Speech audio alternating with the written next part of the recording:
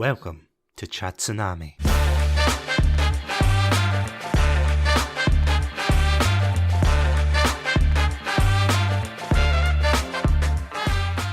Hello everybody and welcome to this very impromptu episode of Chatsunami. My name's Satsunami and I'm just done watching Doctor Who, would you believe? So tonight, as you know, Doctor Who came back with its 60th anniversary episode, The Star Beast, which is one of 3 episodes, I'm told. As you may hear with this episode, this is going to be an unscripted reaction to the episode. Usually I write these episodes out, I plan them well ahead in time when I do solo episodes, but you know what? See, this time, thought I'd be a little bit loosey-goosey, timey-wimey, and yeah, I'm going to talk about this episode because, let's face it, Whovians, there has been a severe drought in Doctor Who content recently. I thought, you know what, why don't I throw my own hat into the ring and tell you what I think about it. Now, before I do, this episode is going to contain spoilers for this episode, so if you want to watch The Star Beast completely blind and unaware to the spoilerific review that's about to follow, please feel free to pause this episode, go make yourself a cup of tea, watch the episode, and then come back.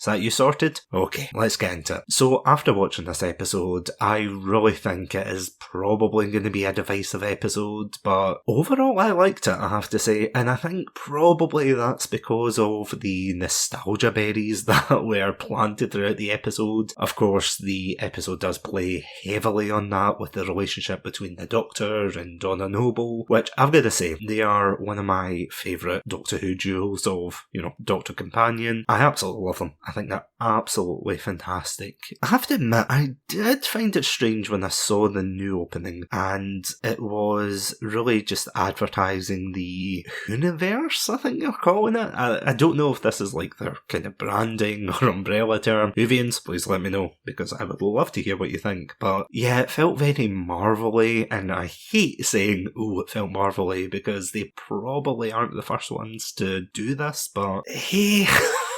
It's okay, Pretty cool to see them do it. Maybe it's that Disney money, I don't know. I have to admit, I'm not really too sure how I felt about the opening. I feel as if the opening wasn't the best. On the one hand, I thought, yeah, people need to know the backstory, as it were, but I don't know, at the same time, them talking to the camera and everything, saying, oh, I'm back, and this is what happened to Donna, this is what happened to the Doctor. Yeah, I'm not really sure if I like that, but good lord, the CGI opening was absolutely fantastic. I was just so shocked at how good it looked, and I just loved the introduction of the 14th Doctor. I thought that David Tennant was just absolutely fantastic. I loved the comfy vibes. Honestly, the first 5-10 minutes when Donna and the Doctor are interacting, I just found absolutely fantastic, and I would probably just watch a sitcom with them talking to one another. I just thought they bounced off each other so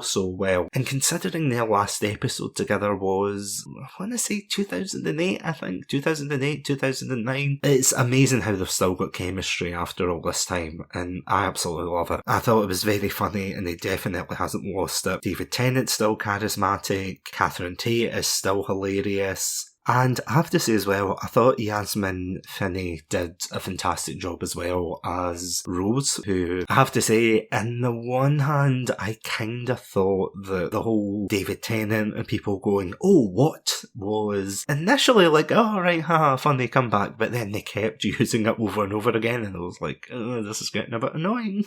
I also love how they characterised Donna's character post season 4. I absolutely loved to see how supportive she was as a mother, but at the same time, although she was fiercely supportive of her daughter Rose, I thought that their relationship together was really cute, and what I also loved was just the fact that she was basically the same character, but none of the charm was lost there, so absolutely fantastic. As for the aliens in this, because some people might be wondering, how do the aliens fare in this? And honestly, before I go into this section is probably going to contain heavy spoilers, so if you haven't watched this is your last chance to put the kettle on. Please go, put the kettle on, watch the episode, come back, and yeah, let's get into it. Yeah, honestly, I loved the designs of these creatures. I loved the bug monsters that chased the Meep. I thought that they were quite cheesy looking, but I loved the fact that they still had that kind of modern twist to them. Even though they looked like completely evil, I still just absolutely adored how they just blended into the Doctor Who universe. I could easily believe that they would be antagonists in this. Although, then again, it goes into the don't judge an alien by its cover.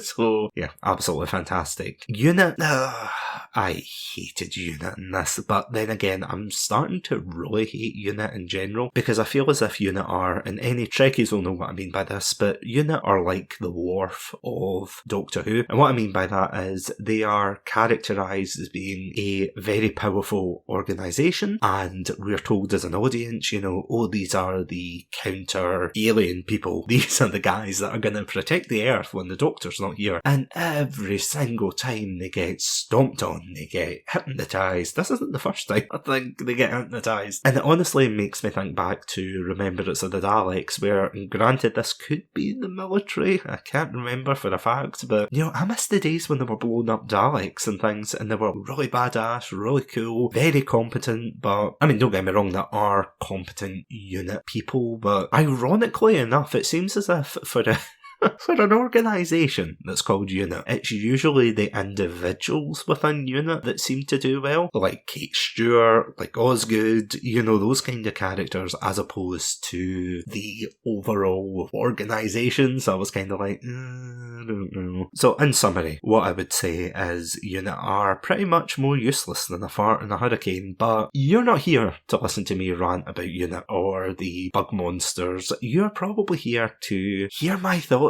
on the enigmatic Meep, the draw of this episode, the Star Beast, as it were. I have to admit, I did suspect something was wrong when I saw that the taxi ran away unscathed, and granted they did bring it up later, but when I saw that I was like, Jesus, what are London taxis made of? But yeah, I thought the Meep, you know, was very cute, and initially I thought we were going to have a Baby Yoda situation, and maybe we still will. Maybe lots of kids will be asking for a Meep under the tree. Kids who are listening, please don't ask for a Meep under the tree. Yeah, the twist, I have to say, I was half expecting something to be off. I thought there's definitely something not right here, but when we actually got the reveal, it was done absolutely fantastically. I loved it. What I will say is, and this is something that I don't think enough people are talking about, but I really didn't like the fingers of this creature. It's something I never noticed in the promotional material, because the Meep assumes a very timid stance, it's got its arms tucked in, you know, it's quite scared, it's hiding, but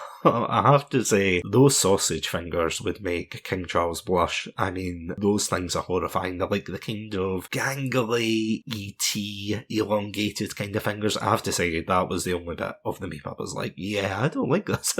And then, of course, you realise, because it is packing heat out of its pouch, I want to say. So I've heard from external media, look from their nostalgic, thank you for sending me that screenshot of that Meep carrying a gun.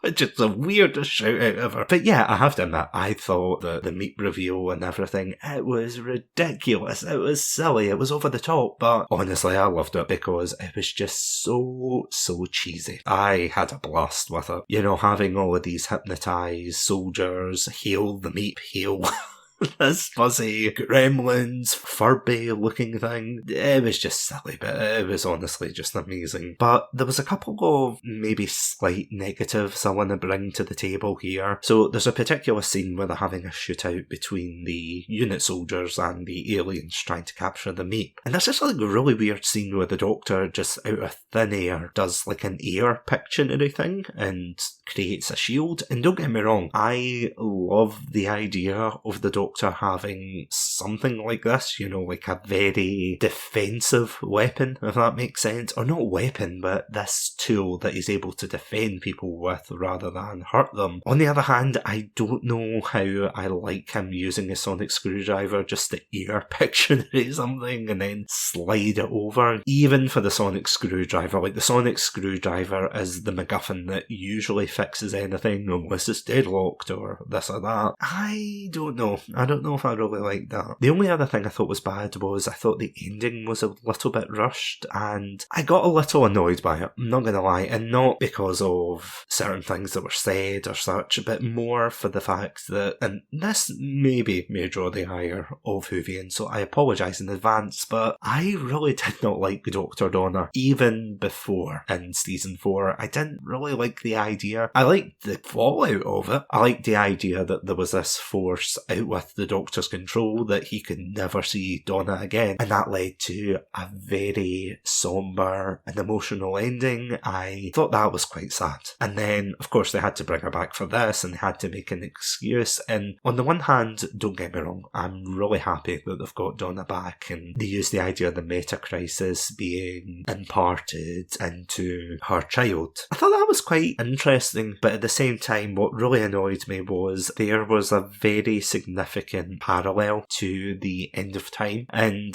some of you out there might know what I'm talking about, but of course, when the Doctor saves Wilf and he's behind the sheet of glass, it gave me flashbacks to that, and I thought, oh god, I'm going to have to prepare the tears, very emotional. And again, I'm glad that it was more of a quote-unquote happy ending rather than a sad one, but I don't know, I just didn't feel as if it was fair to really tug at the heartstrings of people for that. Also, what I found quite funny, I have to say, is the fact that, did anyone else feel like this was a fracking spaceship? The idea that it was tunnelling into the ground and it was going to destroy London. And I did love how when they reversed it, all I could keep thinking was, I bet you that's what the council wish they could do. Just press a button and then it just reverses all the potholes and fills them out. Yeah, again, that was quite rushed and everything. And probably my main gripe with this episode is we didn't get to see Wilf. And I know they're probably saving that for the emotional ending. He's going to see him one last time, no doubt, before he changes into the next Doctor, which I'm really interested to see, but I don't know. I just wanted to see him. As for the TARDIS and the new interior, I absolutely love it. I wasn't sure initially when I saw it was like all white and it had the circles, or as Tennant's Doctor once said, the round things. I love the round things. I really liked it. It kind of reminds me of either a kaleidoscope or what I imagine people's nightmares are if you're trapped inside a Twitch streamer's PC. I absolutely love the design. So overall, what do I think of the Star Beast? Well, I think it's a pretty good start to this trilogy of specials. Do I think it's the best Who episode ever? Probably not. It certainly looks pretty. It looks absolutely fantastic. The visuals since their reboot in 2005 even have come a long, long way. And I have to say, I am glad that a new generation of Doctor Who fans are probably going to enjoy this show through this episode, so I'm really happy to see that. And I know that some people have also criticised some of the dialogue choices and the choices of direction in this episode, and as a variety podcaster, it is by far not my job to dictate how you enjoy Doctor Who. So whether you loved the Star Beast or maybe it's just not for you, that is entirely your decision. And honestly, in my personal opinion, while I didn't think it was the strongest entry, I still think this was a pretty good episode to start off with. But what did you think?